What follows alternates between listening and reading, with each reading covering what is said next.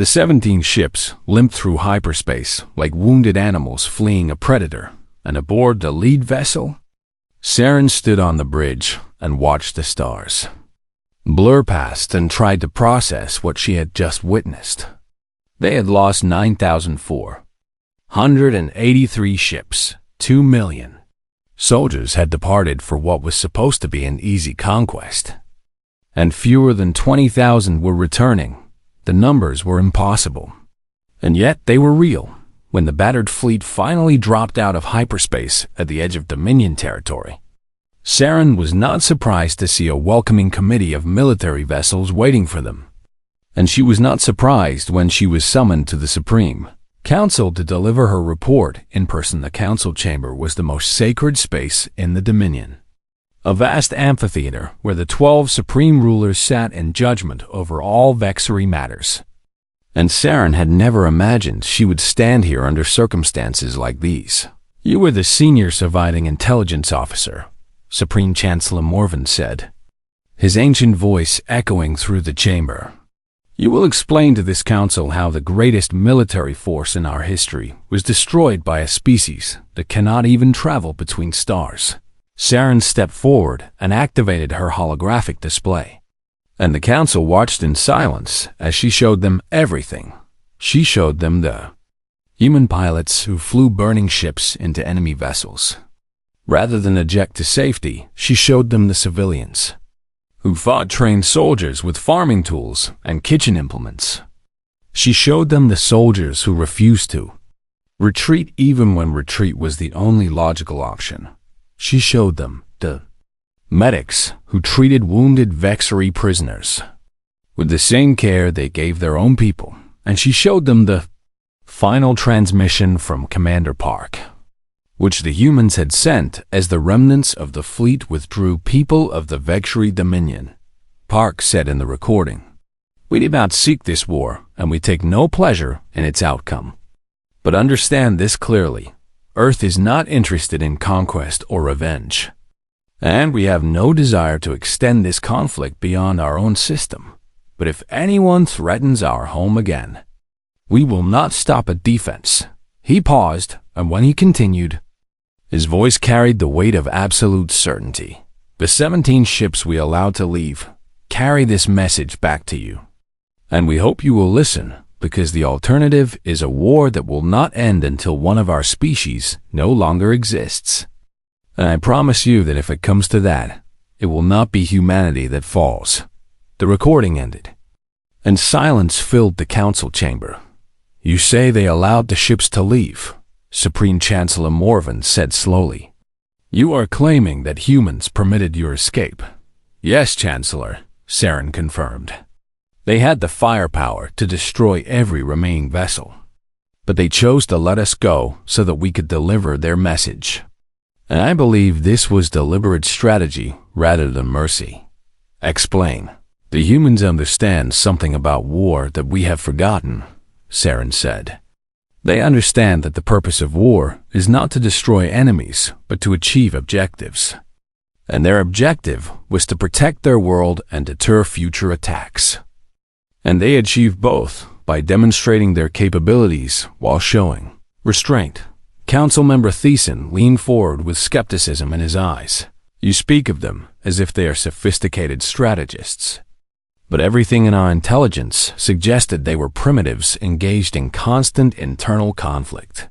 That is precisely what makes them so dangerous," Saren replied. "They are not unified despite their conflicts, Chancellor. They are unified because of their conflicts. And every generation of humans has been tested by war and hardship. And the weak have been culled and the strong have survived. And what remains is a species that has been optimized for exactly the kind of total war we attempted to wage against them." She pulled up more data. Biological comparisons between Vexury and humans. They evolved on a world with stronger gravity than ours, which makes them physically more durable, and their atmosphere contains a corrosive gas that would kill most species, which means their bodies are designed to resist chemical damage. And they have survived ice ages and supervolcanic eruptions and extinction-level asteroid impacts. And after all of that, they still fight among themselves for resources and ideology, and sometimes for no reason at all.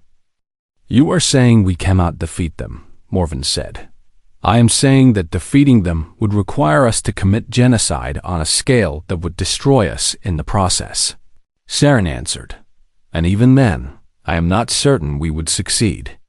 Because I watched humans fight with their bodies broken and their ships destroyed. And they simply would not stop. The council deliberated for hours, and Saren waited in an antechamber, uncertain whether she would be praised for her honesty or executed for her failure, when she was finally summoned back. Supreme Chancellor Morven delivered the verdict. This council has decided that the Vexery Dominion will pursue no further military action against Earth, he announced. But we are also unwilling to simply ignore a species that poses such a significant threat. So we will attempt something that has not been done in 300 years. Saren felt her heart rate increase. We will attempt diplomacy. And so it was that one Dominion year later, Saren found herself descending through Earth's atmosphere in a diplomatic shuttle, wearing the formal robes of an ambassador rather than the uniform of an intelligence officer. Commander Park met her at the landing site, and she was surprised to see that he looked different than she had imagined. Shorter and older and somehow softer than the warrior who had coordinated humanity's defense, Ambassador Saren, he said. Extending his hand in what she had learned was a human gesture of greeting. Welcome to Earth. She took his hand carefully, aware of how fragile Vexery bones were compared to human grip strength. And he seemed to understand because his touch was gentle. I have read your reports, Park said as they walked through the spaceport. The ones you submitted before the invasion, warning Admiral Kethrel about what he was facing. And I wanted you to know that we were impressed. You read our internal military communications? Saren asked with surprise. We intercepted quite a lot during the conflict, Park admitted with a small smile. And we were particularly interested in the officer who tried to prevent the war before it started. And when your government proposed sending an ambassador, we specifically requested you. They walked through the human city, and Saren observed everything with the trained eye of an intelligence officer. But what struck her most was not the technology or the architecture. It was the people. She watched children playing in parks, chasing each other with laughter and occasional tears when someone fell down. And she watched elderly humans feeding small flying creatures that gathered around them. And she watched young humans arguing passionately about things that seemed completely trivial. These were the same species that had destroyed 99% of an invasion fleet. These gentle, chaotic, contradictory creatures had proven themselves to be the most dangerous opponents the Dominion had ever faced. A small human child approached her with curiosity rather than fear. And before Saren could react, the child held out a small flowering plant. For you, the child said simply. Saren accepted the gift with hands that trembled slightly. And she looked at Commander Park with confusion in her eyes. I do not understand, she admitted. How can your species be so gentle and so terrible at the same time? Park considered the question as they continued walking. Because we have to be, he finally said. We learned a long time ago that pure violence destroys everything, including the victors, and pure peace is impossible in a universe full of threats. So we try to find a balance, and we try to be kind when we can and fierce when we must. And we try to never forget that our enemies are also people with families and dreams and fears. Admiral Kethrel asked you what you were, Saren said. Do you remember what you told him? I told him we were human, Park replied, and that we protect our own. I have thought about that answer for a year, Saren said, and I still do not fully understand it, but I think I am beginning to. She looked down at the flower in her hands, and she thought about the soldiers who had fought with such ferocity, and the medics who had healed wounded enemies, and that Children who offered gifts to alien strangers. You could destroy us all, she said quietly. You have the determination and the capability, and now you have the technology we left behind. And yet you choose peace, because peace is better, Park said simply. When it is possible, peace is always better.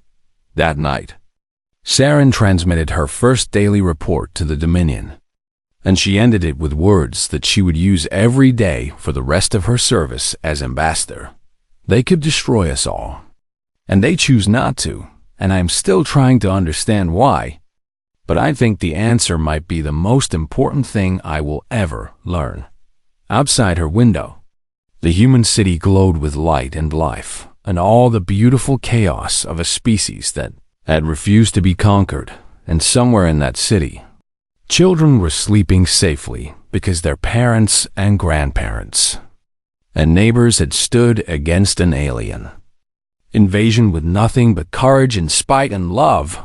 The humans called this ordinary Saren was beginning to understand that it was anything but.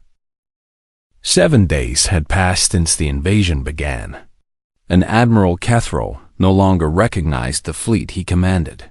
Of the 9,500 ships that had arrived in such perfect formation, fewer than 3,000 remained operational, and half of those were damaged to some degree. And the crews that had once been eager for glory now spoke in whispers about retreat and survival. The humans had not broken, if anything. They had grown stronger. Commander Park's face appeared on the main view screen, and Kethrol noticed that the human looked tired but not defeated. And there was something in his eyes that the Admiral found deeply unsettling. Admiral Kethrol, Park said, his voice carrying the weight of someone who knew they were winning. I am contacting you to offer terms. You dare offer terms to the Vexery Dominion, Kethrol snarled. Though his voice lacked the conviction it had held a week ago. I do, Park replied. Because despite what you may believe, humans do not actually enjoy war. And we are very good at it because we have had to be. But we take no pleasure in the deaths of your soldiers. And we would prefer to end this without further bloodshed. What terms? Kethrol asked, surprising himself with the question. Withdraw your remaining forces immediately and return to your own space. Release all prisoners you have taken unharmed. Provide us with navigational data to avoid Vexery territory in the future. And in exchange, we will not pursue your retreat. We will return any prisoners we have taken, and this invasion will be treated as a misunderstanding rather than an act of war. Kethrol's four hands clenched into fists. You ask me to admit defeat, he said. You ask me to return to the Dominion in shame and tell the Supreme Council that we were driven back by primitives. I am asking you to save the lives of your remaining soldiers, Park corrected. The shame is yours to deal with as you choose. But the alternative is that none of your ships return home at all. Impossible, Kethrol declared. And he terminated the communication. He turned to his tactical officer with fury burning in his eyes. New orders, he commanded. All remaining forces will concentrate on attacking major population centers. Because if these humans care so much about their people, then we will force them to surrender by threatening their children, and their elderly, and their helpless. Saren stepped forward before she could stop herself. Admiral, this is a mistake, she said. Everything we have learned about humans suggests that threatening their families will not cause them to surrender, and it will cause them to fight even harder.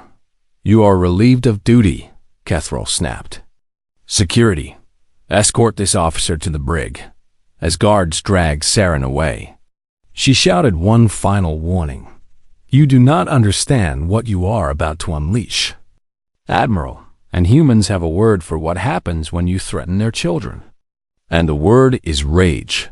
The remaining Vexery fleet reorganized and pushed toward Earth's major cities. And Admiral Kethrol broadcast his intentions across all frequencies, making sure the humans knew what was coming. The response was not what he expected. instead of panic, instead of pleas for mercy. Something changed in the way the humans fought. Nations that had been coordinating their defense suddenly began to merge their command structures entirely, and old rivalries that had lasted centuries were abandoned in minutes, and resources that had been held in reserve came flooding into the battle. Commander Park stood in his command center and watched as the reports came in from around the world. The Japanese fleet is linking with the American Pacific Command, Lieutenant Chen reported. The European Union has opened all military channels to Russian and Chinese forces, and the African coalition is deploying reserves they have been holding back. Good, Park said quietly. Now they will see what happens when humanity stops fighting with one hand tied behind its back, on the ground. The change was even more dramatic. A Vexery assault force approaching a school in a city called Seoul was met by a wall of civilians. Parents and grandparents and neighbors who had armed themselves with anything they could find. And they stood between the alien soldiers and the building full of children with absolutely no intention of moving. The Vexery commander ordered them to disperse. They did not disperse. He ordered warning shots. They did not flinch. He ordered his soldiers to advance. And what followed was a battle that would haunt Vexery veterans for the rest of their lives. Because the humans fought with a ferocity that transcended anything in the tactical manuals. And they absorbed casualties that should have broken any resistance. And they simply would not stop. A Vexery soldier named Kefir found himself cornered by a human mother whose child had been in that school. And she was small and unarmed and bleeding from multiple wounds. And she should have been no threat at all. She killed him with a kitchen knife before finally collapsing from blood loss. But the moment that truly shattered Vexery morale came later, when the surviving soldiers regrouped and discovered that a wounded Vexery who had been left behind had been treated by human medics. The humans had bandaged his wounds and given him water and left him with a note in translated Vexery script that read, "He was just following orders, and we do not blame him. And please take better care of your soldiers." The commander who found that note stared at it for a long time before contacting his ship. "I am withdrawing my forces," he reported, "because I no longer understand what we are fighting. And I do not think we can win against a species that will kill us with one hand and heal us with the other." On the flagship, Admiral Catherall received similar reports from across the planet. And for every story of human ferocity, there was a story of human mercy. And the combination was more terrifying than pure violence would have been. Saren had been right. These creatures were not predictable, not rational by Vexery standards. And they operated on some internal code that allowed them to be simultaneously the most dangerous and the most compassionate species anyone had ever encountered. In her cell aboard the flagship, Saren felt the ship shudder as more missiles found their targets. And she made a decision using her security codes, which had not yet been deactivated. She accessed the internal communication system and began broadcasting to every ship that could receive her signal. "This is Intelligence Officer Saren," she said. "Admiral Catherall has led us into a war we cannot win. And I am calling on all captains who value the lives of their crews to follow me in withdrawing from this system before it is too late." To her surprise, 17 ships responded. They broke formation and began moving toward the edge of the system. And Catherall screamed orders for them to return. But his authority had crumbled along with his fleet. And no one was listening anymore. The humans let the defecting ships go. They focused their fire on the vessels that remained. And within hours, Admiral Catherall's flagship was surrounded by human warships with weapons locked and ready. Commander Park's face appeared one final time on the view screen. "This is your last chance." "Admiral," he said, "surrender now, and you will be treated as a prisoner of war with full rights and protections. And your surviving crew will be allowed to return home after the conflict is resolved." Kethral looked around his ruined bridge, at the dead and dying Vexery who had trusted him to lead them to victory. And he felt something break inside him. "I surrender," he whispered, as Vexery soldiers escorted him off his own bridge. Commander Park asked him a question that Kethral would think about for the rest of his life. "What are you creatures?" the Admiral demanded.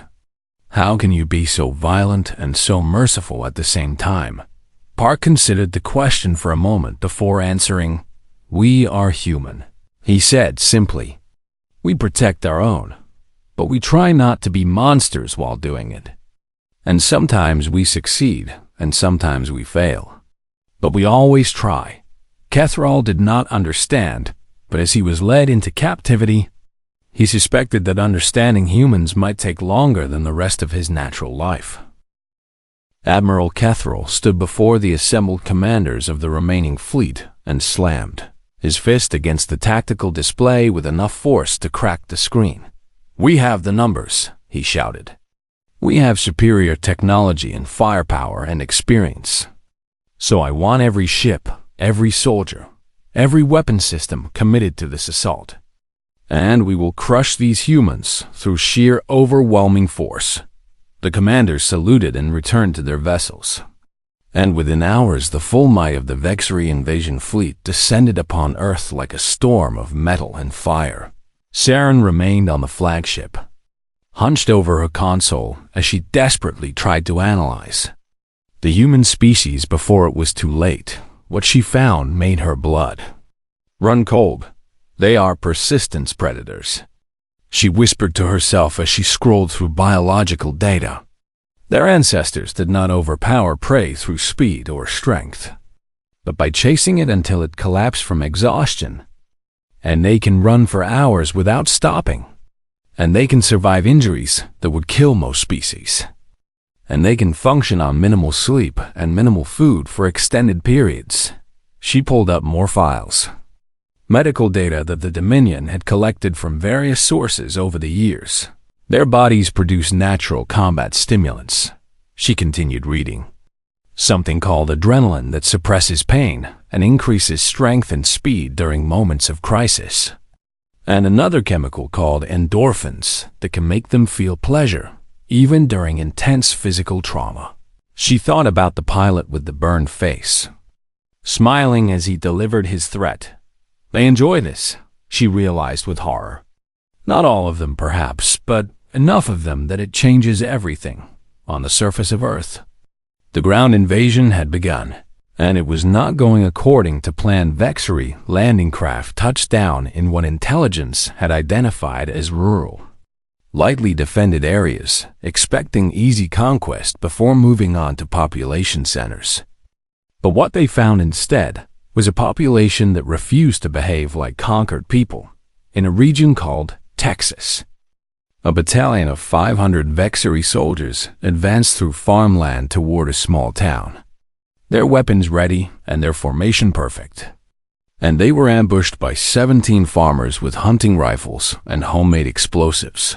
The farmers should have been no match for trained soldiers with energy weapons and body armor. But they did not fight like soldiers, and they did not retreat when they should have retreated.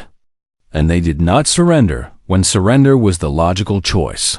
One farmer, a woman who appeared to be well past her prime fighting years, killed 4 Vexery soldiers with a weapon designed for hunting animals before taking a fatal wound. And as she lay dying, she used her last moments to detonate an explosive that took 3 more soldiers with her. The battalion commander filed his report with shaking hands. The civilians fight like they have nothing to lose, and they seem to believe that dying while killing enemies is an acceptable outcome. And I am requesting reinforcements. Similar reports came in from around the planet, in the mountains of a place called Afghanistan. Vexery patrols simply disappeared, swallowed by terrain that the humans knew intimately and the invaders could not navigate. In the forests of a place called Finland, snipers picked off soldiers one by one, never engaging directly, always vanishing before retaliation was possible. In the cities of a place called Japan, Civilians who had never held weapons in their lives formed barricades and fought with kitchen knives and construction tools and anything else they could find. Commander Park coordinated the global resistance from his command center, and he allowed himself a moment of pride as he watched the reports coming in. They thought we would surrender because we fight among ourselves, he said to Lieutenant Chun. They did not understand that we fight among ourselves because we are so good at fighting. And now they are learning what happens when all of humanity decides to fight together. On the Vexery flagship, Saren presented her findings to Admiral Kethril, who had grown increasingly agitated as the casualty reports continued to mount. There is a human concept called spite, she explained. It is the desire to harm an enemy even at cost to oneself, and it is considered irrational by most species. But humans have elevated it to an art form. I do not care about their psychology, Kethril snapped. I care about victory.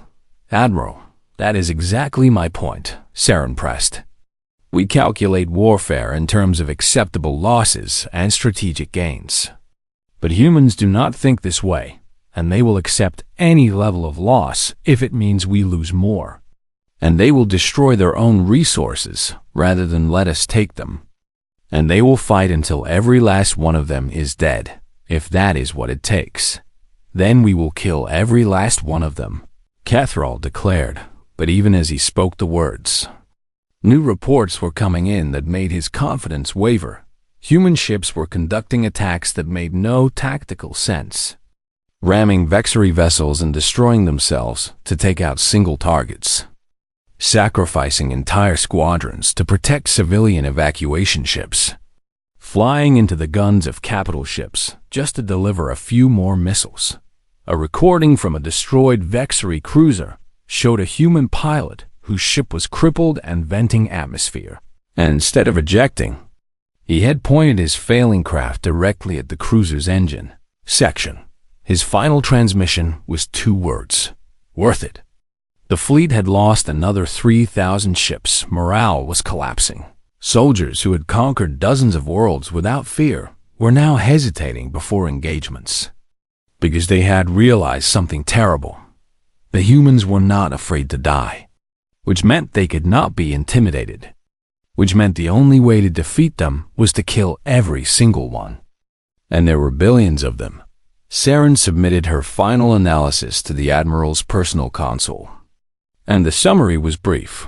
We are not fighting a species that wants to survive this war, Admiral, and we are fighting a species that wants to win this war.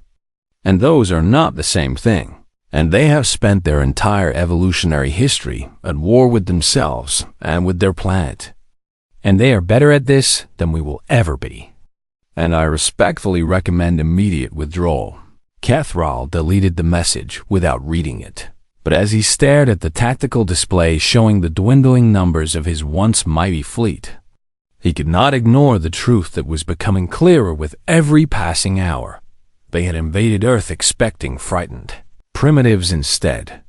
They had awakened something ancient and terrible, something that had crawled out of the mud of a hostile world and clawed its way to dominance through nothing but stubbornness and rage. Something that smiled while bleeding, something that simply refused to lose. The war room of the Vexery flagship stretched out like a cathedral of metal and light, its curved walls displaying star maps that showed the conquered territories of the Dominion in brilliant red. And Admiral Kethril stood at its center with his forearms clasped behind his back as he studied the small blue planet rotating slowly in the holographic display before him. Earth, he said, tasting the word like something bitter, home to a species called humans. And our next conquest. The assembled commanders shifted in their seats, their scaled faces showing various degrees of interest and boredom, because they had done this 200 times before on 200 different worlds. And each time the result had been the same: swift victory, total domination. And another planet added to the glory of the Vexery. Dominion Intelligence Officer Morith stepped forward and activated a secondary display that showed images of human cities. Their primitive vehicles, their laughable weapons that still relied on chemical propulsion and explosive projectiles. As you can see, Admiral, the humans have not yet developed faster-than-light travel, Marth explained. They remain confined to their single planet and have only managed to place a few small outposts on their moon and a neighboring red planet. And their military technology is approximately 300 years behind our own. Admiral Kethril let out a rumbling laugh that echoed through the chamber. And several other commanders joined him, because the idea of conquering such a primitive world seemed almost beneath their dignity. What resistance can we expect? Kethril asked. Though his tone suggested he already knew the answer, minimal at best, Marth replied. The humans spend most of their time fighting among themselves, divided into hundreds of separate nations that cannot agree on anything. And they waste their resources on internal conflicts rather than preparing for external threats. From the back of the room, a young tactical officer named Saren raised her hand. And when Kethril nodded in her direction, she stood and spoke in a voice that trembled slightly with nervousness. Admiral, I have reviewed the intelligence reports in detail, and there are some anomalies that concern me. Kethril's eyes narrowed, because he did not appreciate junior officers questioning his assessments. But he gestured for her to continue. The humans have a very strange relationship with conflict, Saren said. They wage war constantly, yes, but they also seem to excel at it in ways that defy logical analysis. And their history shows a pattern of smaller forces defeating larger ones through unconventional tactics and sheer determination. Commander Voss, a veteran of 50 planetary conquests, let out a dismissive snort. Every primitive species fights among itself, he said. It means nothing except that they are disorganized and weak. But Admiral, Saren pressed on, their biological data is also unusual, and they evolved on a world with intense gravity, toxic atmosphere by many species standards, and they competed against predators far larger and stronger than themselves. Yet they became the dominant species through... Enough, Kethril interrupted, his voice sharp and final. I did not achieve my rank by fearing primitives who cannot even escape their own star system. And I will not delay this invasion because a junior officer has nervous feelings about a species of soft-skinned weaklings. Saren lowered her head and returned to her seat. But she could not shake the feeling that Daisy, something about the humans did not fit the pattern she had seen in other conquered species. Admiral, Kethril turned to face the full assembly and raised all four of his arms in a gesture of triumph. I am authorizing the largest invasion fleet in the history of the Vexury Dominion, he announced. 9,500 warships carrying 2 million soldiers will descend upon this Earth and claim it for our empire within one planetary rotation. The commanders erupted in cheers and the stamping of feet against metal floors. And even the technicians and aides joined in the celebration, because this would be a glorious victory that would cement Kethril's legacy for generations to come over the next 30 cycles. The fleet assembled in orbit around the Dominion's military staging world, and it was a sight that would have brought terror to any species in the known galaxy.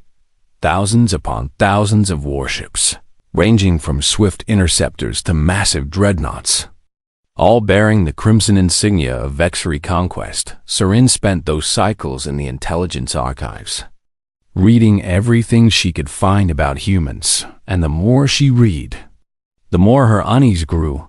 She learned that humans had a concept called fighting spirit that allowed them to continue combat long after their bodies should have failed. And she learned that they produced natural chemicals in their blood that suppressed pain and fear during moments of crisis. And she learned that they had survived ice ages and plagues and disasters that would have extinguished most species. But what disturbed her most was learning about something humans called sports, which were ritualized, forms of combat that they engaged in purely for entertainment. She watched footage of humans striking each other with their bare hands until blood flowed freely, and then embracing afterward like brothers. And she watched them chase each other across fields and through obstacles until they collapsed from exhaustion, only to rise and do it again the next day. And she watched them climb mountains and swim freezing waters, and push their bodies to the point of destruction simply because the challenge existed. What kind of species does this to itself for fun? She whispered to the empty archive room on the day of departure. The fleet moved as one toward the edge of the system, and the cheering crowds on the homeworld watched until the ships became tiny points of light and then vanished into the swirling blue of hyperspace. Admiral Kethril stood on the bridge of his flagship, the Eternal Dominion, and he allowed himself a moment of satisfaction as he imagined the monuments that would be built in his honor after this easy victory in her quarters aboard a support vessel. Saren stared at her personal display screen, which showed a human engaging in something called boxing, and she watched the human take blow after blow to the face, blood streaming from cuts above his eyes, and instead of falling or surrendering, the human smiled through broken teeth and advanced toward his opponent with renewed aggression. She did not understand why this image filled her with such dread, but she saved it to her personal files and attached a single note that read, "Why does he look happy?" The fleet traveled for 12 cycles through hyperspace, and during that time, the soldiers prepared their weapons and reviewed their invasion protocols and talked eagerly about the rewards they would receive for this conquest. No one talked about the possibility of defeat, because no one believed such a thing was possible. As the fleet approached the exit point that would bring them to the edge of Earth's solar system, Admiral Kethril summoned his commanders for a final briefing. "We will drop out of hyperspace and immediately broadcast our demands for surrender," he said. "When they refuse, as primitives always do, we will demonstrate our power by destroying their orbital installations. And then we will begin the ground invasion." The commanders nodded and saluted and returned to their ships. Saren watched from her station as the countdown began. And when the fleet burst out of hyperspace and the blue marble of Earth appeared on the view screens, she felt something she had never experienced before in all her years of military service. She felt afraid, and somewhere on that small blue planet below, a species that had spent its entire existence fighting for survival looked up at the approaching armada with something that was not fear at all. It was anticipation. Deep beneath the frozen mountains of a place humans called Antarctica, Commander Park Jin-ho sat in the central command hub of the United Earth Defense Coalition and watched the red dots multiply across his screen like a spreading infection. "How many?" he asked, his voice calm despite the weight of what he was seeing. 9,500 confirmed vessels, replied Lieutenant Chen Yuna, who sat at the sensor station with her fingers flying across holographic controls. They dropped out of some kind of faster-than-light travel approximately 40,000 kilometers from lunar orbit. Park leaned back in his chair and allowed himself a small smile that confused everyone in the room. For 50 years, ever since the first alien signals had been detected, humanity had been preparing for this moment in secret, and every nation on Earth had contributed resources and scientists and soldiers to build defenses that the rest of the galaxy did not know existed. And now those preparations would finally be tested. "Activate Protocol Omega," Park ordered. "All orbital platforms to combat status. All ground-based interceptor stations to ready positions, and get me a direct line to every military command center on the planet." Within minutes, the hidden machinery of human defense began to wake up. Satellites that had appeared to be simple communication relays revealed concealed weapon systems, and platforms disguised as space debris unfolded into deadly weapons platforms. And deep beneath the oceans and mountains of Earth, Silos opened to reveal missiles that could reach orbit in minutes. The Vexery fleet moved into position with the arrogance of a species that had never known true resistance. And Admiral Kethril activated the Universal Translator and broadcast his demands across all frequencies. Primitive species of the planet designated Earth, his voice boomed. You are now subjects of the Vexery Dominion, and you will surrender immediately all military assets and governmental control to our forces. And any resistance will result in the complete destruction of your population centers. And you have one of your planetary hours to comply, Commander. Park listened to the message and then opened his own channel, Vexery Fleet. This is Commander Park Jinho of the United Earth Defense Coalition, he said. Speaking slowly and clearly, I have a counteroffer for you. So please listen carefully, because I will only say this once. Admiral Kethril's compound eyes widened slightly at the calm tone of the human's voice, which was not what he had expected from a species facing annihilation. Leave now, Park continued. Turn your ships around and go back to wherever you came from. And if you do this, not a single Vexery will die today. But if you stay, if you try to take our home, then I cannot promise you anything except that you will regret it. Silence filled the Vexery command bridge for a long moment before Admiral Kethril burst into laughter. The primitive threatens us, he said to his commanders, who joined in the laughter. 9,500 warships. And the primitive threatens us. He terminated the communication without responding and turned to his tactical officer. Send the first wave, he ordered. 2,000 ships to destroy their orbital installations and establish space superiority. And let us show these humans what real power looks like. The first wave of Vexery warships accelerated toward Earth in perfect formation, their weapons charging and their crews eager for the easy victory they had been promised. They never saw the first missiles coming from hidden platforms scattered across near-Earth space. Kinetic projectiles launched at velocities the Vexery had never encountered.